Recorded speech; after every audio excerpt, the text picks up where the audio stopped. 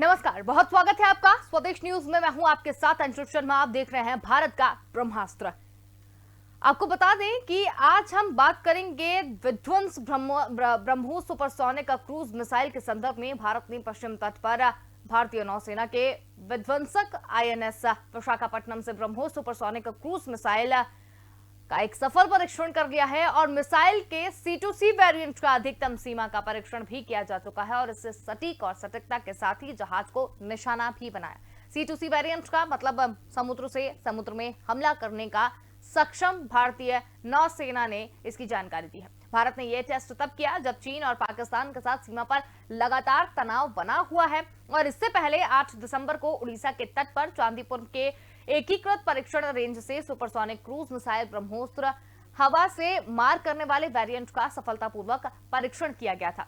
रक्षा अनुसंधान विकास संगठन यानी DRDO ने यह जानकारी दी है और मिसाइल के हवा से मार करने वाले वेरिएंट यानी सुपरसोनिक लड़ाकू विमान की सुखोई 30 IM के परीक्षण भी यहां पर किया गया था। इसके साथ ही इस वेरिएंट में ब्रह्मास्त्र मिसाइल के बड़े पैमाने पर उत्पादन का रास्ता साफ कर दिया है और इससे पहले रक्षा अनुसंधान और विकास संगठन यानी DRDO ने एक छोटी दूरी की बैलिस्ट मिसाइल प्रलय का भी सफल परीक्षण किया था। DRDO ने 22 और 23 दिसंबर को प्रलय का सफल परीक्षण किया था। 22 दिसंबर की अगर बात करें तो उड़ीसा के APJ अब्दुल कलाम द्वीप में इसका पहला सफल परीक्षण किया जा चुका था। आपको बता दें कि ब्रह्मोस्त्र सुपरसोनिक क्रूज मिसाइल को DRDO ने विकसित किया है और इस मिसाइल की रेंज हाल ही में 298 किलोमीटर से बढ़ाकर 450 किलोमीटर तक कर दी गई है। कम दूरी की ये रेजिमेंट सुपरसोनिक क्रूज मिसाइल विश्व में अपनी श्रेणी में सबसे तेज गति वाली है और इसे पनडुब्बी, पानी के जहाज, विमान या जमीन से भी छोड़ा जा सकता है। ये रूस की P-800 और कैंसिक यानी क्रूज मिसाइल की भी प्रौद्योगिकी पर आधारित है और इस मिसाइल को भारतीय सेना, वायुसेना और नौसेना को सौंपा जा चुका है। हम इस विस्तार से इस विषय पर चर्चा करेंगे। हमारे साथ रक्षा क्षेत्र से कुछ एक्सपर्ट्स जुड़े हैं। आइए उनका आपका परिचय करा देते हैं, जिसमें हमारे साथ रक्षा विशेषज्ञ अमरदीप त्यागी जी हमारे साथ जुड़े हुए हैं और विदेश मामलों के जानकार सौरभ दुबे जी हमारे साथ जुड़े हुए हैं। आप दोनों का ही सर बहुत स्वागत है। तो भारत को ब्रह्मोस की शक्ति यहाँ पर मिली है, दुश्मन का दिल दहलाएगी ब्रह्मोस या नहीं, इसी पर आज हम बातचीत करेंगे। अमरदीप सर, सबसे पहले हम आपसे ही जानना चाहते हैं कि क्या है ये ब्रह्मोस मिसाइल और इसकी खासियत क्या है, कैसे इसे देखें?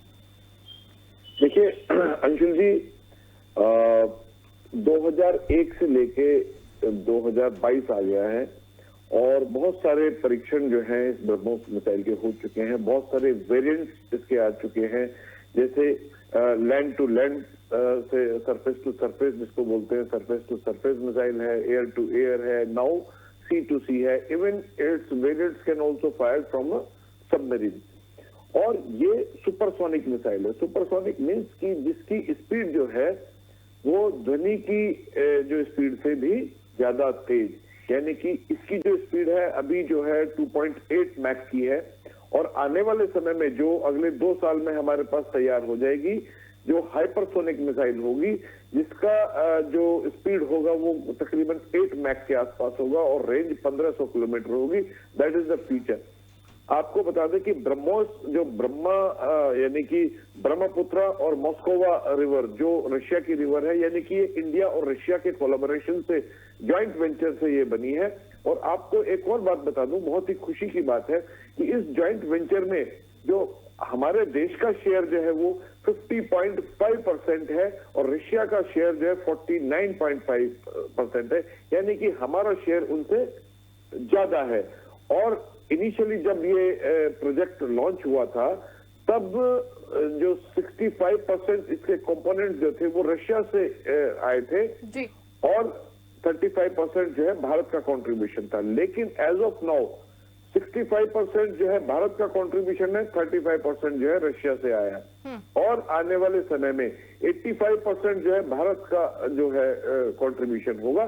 तो कहने का तात्पर्य है जो हमारा जो स्वावलंबन है, रक्षा के क्षेत्र में जो स्वावलंबन है वो बढ़ रहा है।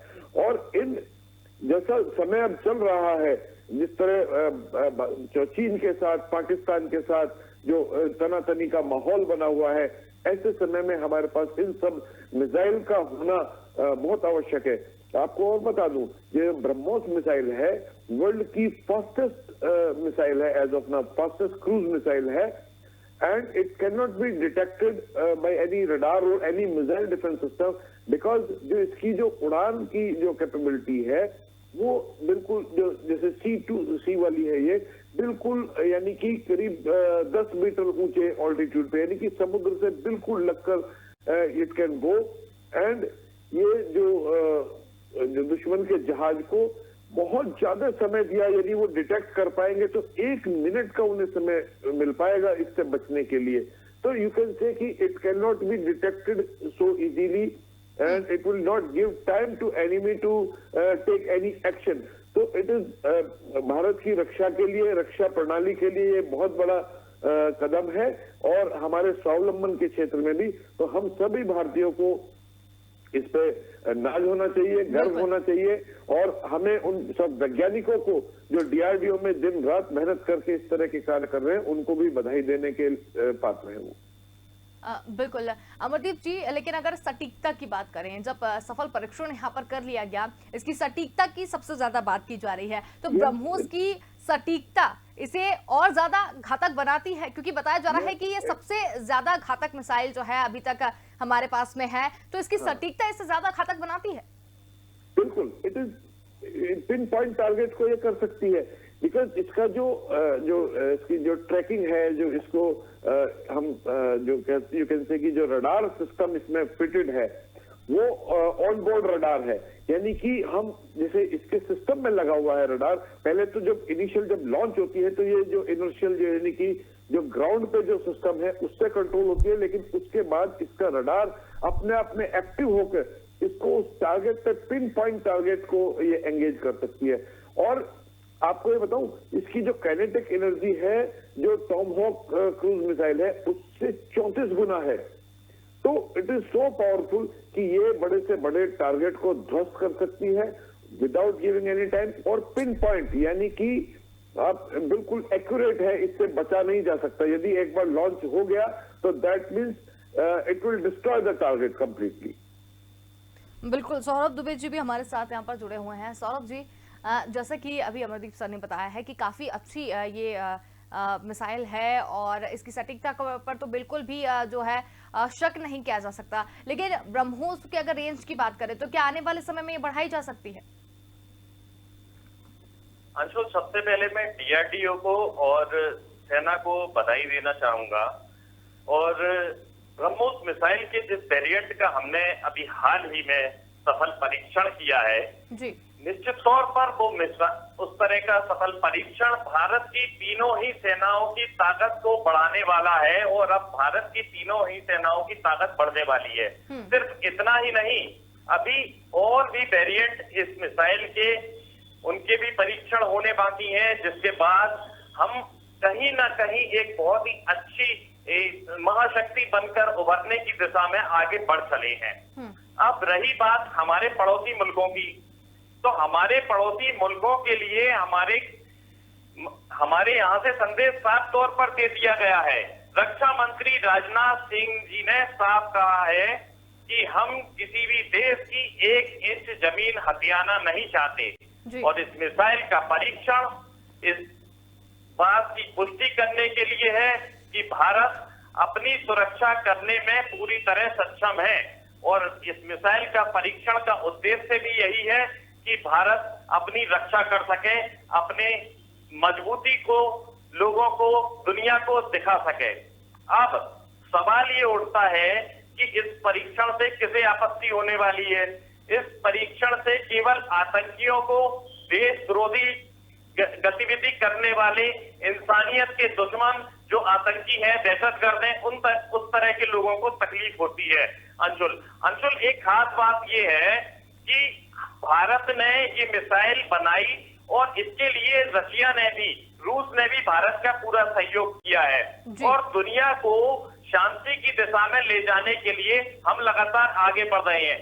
लेकिन अब हथियारों के अलावा मैं बात करूं तो हमें जरूरत इस बात की है कि हम कम्युनिकेशन वार के मामले में भी आगे बढ़े। अंशुल, चूंकि दुनिया के देशों ने कम्युनिकेशन वार एक जो शुरू किया है, दुनिया में कोई भी देश है तो उस देश के लिए जरूरी ये होता है कि उसकी आवाम की नजरों में, उस देश की हुकूमत के लिए जरूरी ये होता है कि वहां की आवाम की नजरों में वो बेहतर से बेहतर प्रदर्शन करना चाहती हैं या प्रदर्शन करने का दिखावा करना चाहती हैं।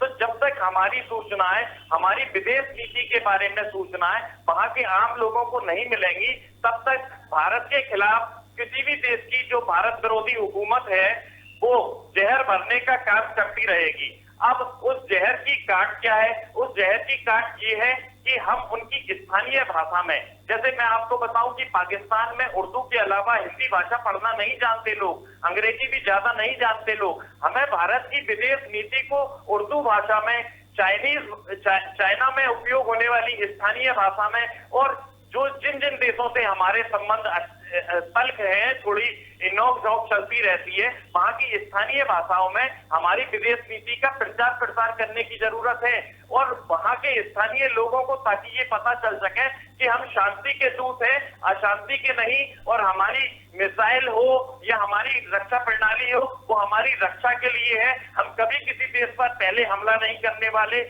हम शांति के दूत हैं। अंशुल, बिल्कुल, बहुत अच्छी आपने भी जानकारी यहाँ पर भी। अमरदीप सर, भारत और रूस का संयुक्त प्रोजेक्ट है ये ब्रह्मोस मिसाइल, इस पर तो हम बातचीत कर ही चुके हैं, लेकिन अगर रडार की अगर बात करें तो दुश्मन के रडार से बच निकलने में भी ये ब्रह्मोस माहिर है, ऐसा भी कहा जा रहा है। जैसा मैंने आपको कहा था कि इसमें जो टेक्निक है वो स्किमिंग, यानी कि समुद्र की सरफेस से बिल्कुल लगते हुए, यानी कि मैक्सिमम 10 मीटर की ऊंचाई पर ये फ्लाई करेगी, और उससे दुश्मन के जो जहाज होगा उसको मैक्सिमम, जब वो करीब मतलब बहुत नजदीक आ चुकी होगी, यानी कि 30 से 60 सेकंड के बीच का समय उसको मिल पाएगा, तब वो डिटेक्ट कर पाएंगे। और उस वक्त उनके पास उतना समय नहीं होगा कि कोई भी डिफेंसिव मिसाइल या कोई और सिस्टम उसको फायर करके इसको काउंटर कर सके।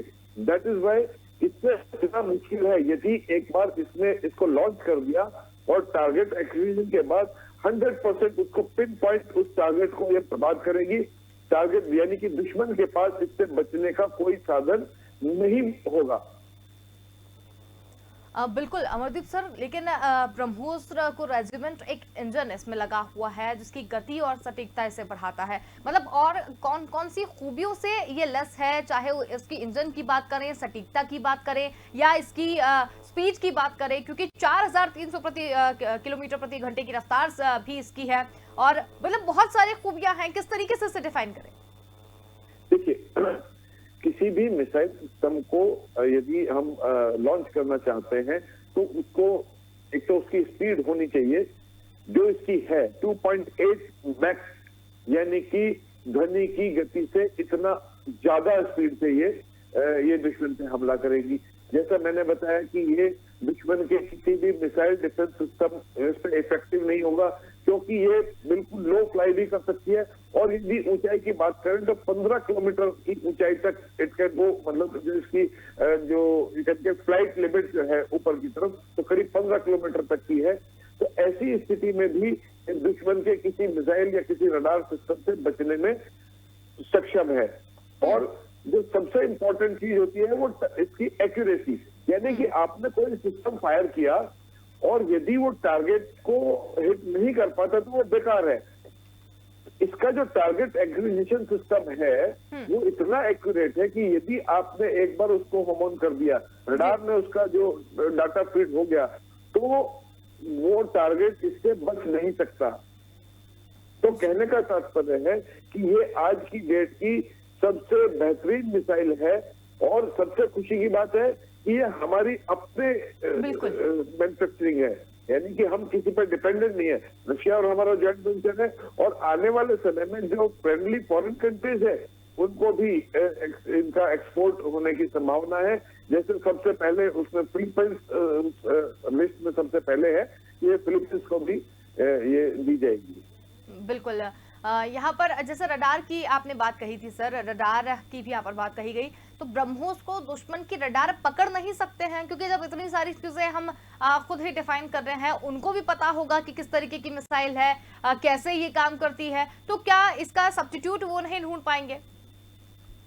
फिलहाल तो नहीं है, आने वाले समय में यस हो सकता है, तो उसके लिए हमारी भी तैयारी है कि इससे जो एडवांस वर्जन हमारा 2024 में आने वाला है, जी। That is going to be hypersonic, यानी कि जिसकी स्पीड जो होगी 8 मैक की होगी, यानी कि इससे करीब यू कैन से 2.8 है तो 3, यानी कि 3 से 4 गुनी इसकी स्पीड होगी उसकी। तो देखो ये तो वो एक दौड़ चलती रहती है, जब हम कोई ऐसा वेरिएंट बनाएंगे तो उसका काउंटर करने के लिए वो दूसरे कोई ना कोई अपना बनाएंगे, but as of now it is the best, इसको काउंटर करने का उनके पास कोई ऑप्शन नहीं है। बिल्कुल। सौरभ सर, पाकिस्तान और चीन जिस तरीके से भारत पर नजर गड़ाए हुए हैं, उसको देखते हुए लगातार हम जो है अपना रक्षा का जो खेमा है उसे लगातार मजबूत करते जा रहे हैं। 21वीं सदी की सबसे बेहतरीन मिसाइल जो है वो हमने इजाद कर ली है। सबसे अच्छी बात ये रही है कि क्योंकि बार बार हम यही कह रहे हैं कि ये भारत में बनी हुई है और बाकी गर्व करने वाली बात है, और जब ये हमारे पास में है तो दूसरे देशों को डरने की जरूरत है। अब अंशुल, इस मिसाइल की खूबी के बारे में मैं सबसे पहले बात करूं तो ये एक ऐसी मिसाइल है जिसे नौसेना भी उपयोग कर सकती है, जिसे वायुसेना भी उपयोग कर सकती है, जिसे थल सेना भी उपयोग कर सकती है। इसके विभिन्न वेरिएंट हैं और वो वेरिएंट सटीक मार करने वाले हैं।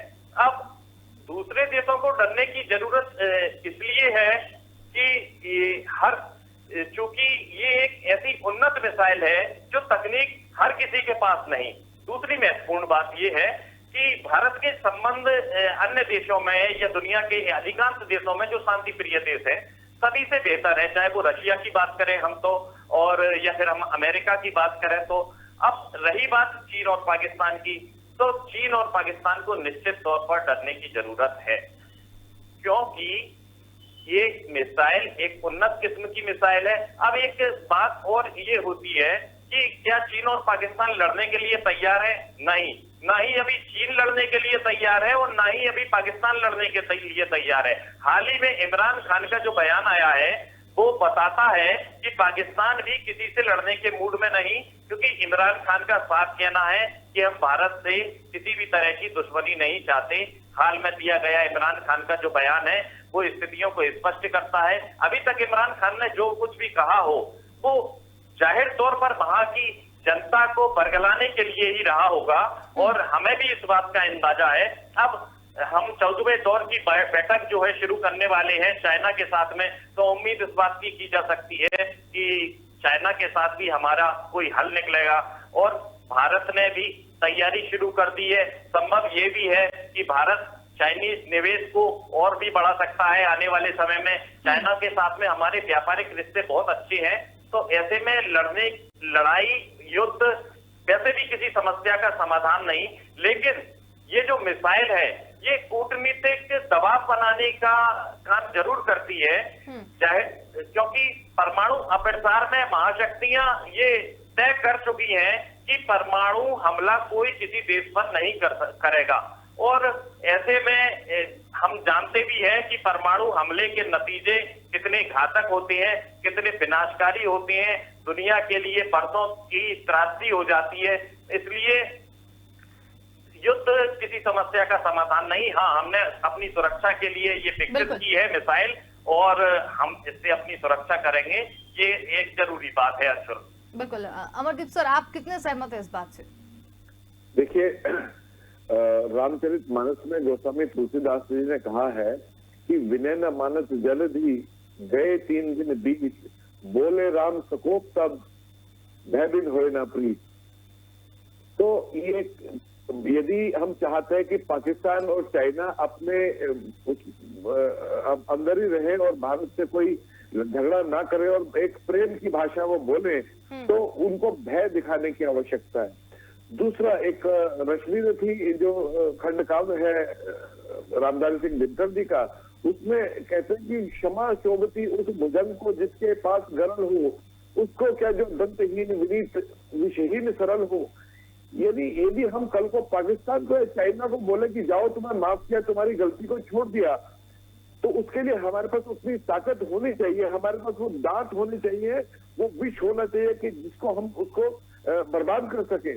तो उसके लिए हमारे पास ये मिसाइल होनी जरूरी है, उसके लिए हमारे पास ये सब इक्विपमेंट, ये वेपनरी होनी जरूरी है।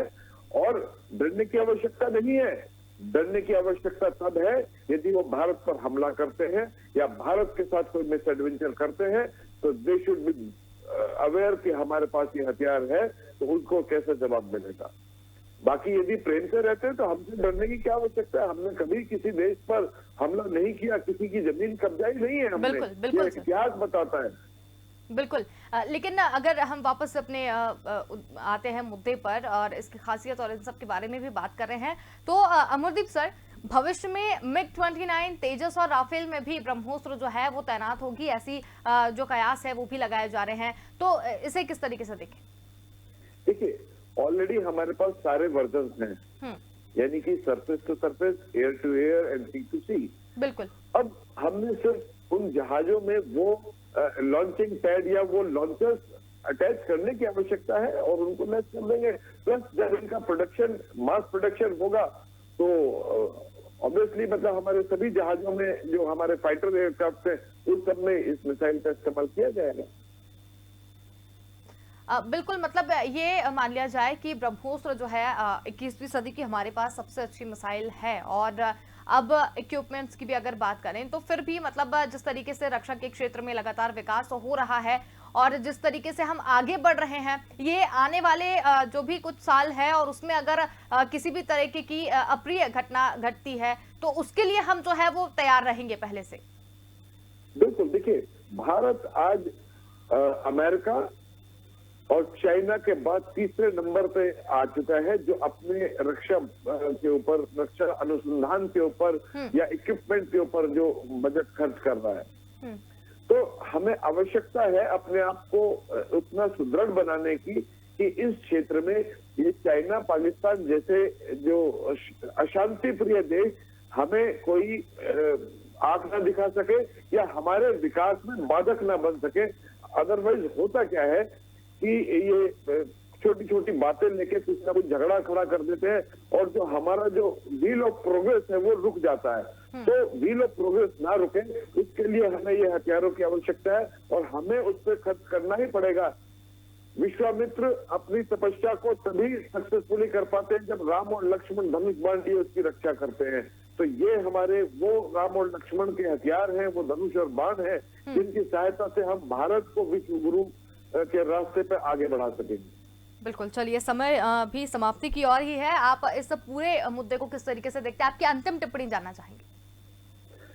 देखिए, अंतिम टिप्पणी तो यही है कि भारत के वैज्ञानिकों को जो सुविधा आज सरकार दे रही है, यदि हमें 1947 के बाद यही सुविधा और यही जो मिल जाता तो आज भारत को इतनी मुश्किलें ना देखनी पड़ती कि अब हमें इतनी ज्यादा प्रोग्रेस करने की आवश्यकता पड़ रही है। और आगे भी आने वाली सरकारें रक्षा के ऊपर उतना ही ध्यान देंगी जिस तरह अभी दिया जा रहा है, जिससे कि भारत अपने इस मिशन में आगे बढ़ सके।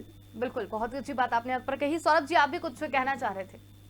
अंशुल, मेरा आखिरी कमेंट यही होगा कि विदेश नीति और रक्षा से जुड़े मामले कुछ इस तरह के होते हैं कि उसमें सरकार सब कुछ खुलकर खुली किताब की तरह देशवासियों के सामने नहीं रखती। अपनी कुछ मजबूरी होती है, कुछ कूटनीतियां होती हैं। तो जरूरी नहीं कि अभी हमारे पास में जो मिसाइलों के बारे में हमें जितनी सूचना है केवल भारत के पास वही हो।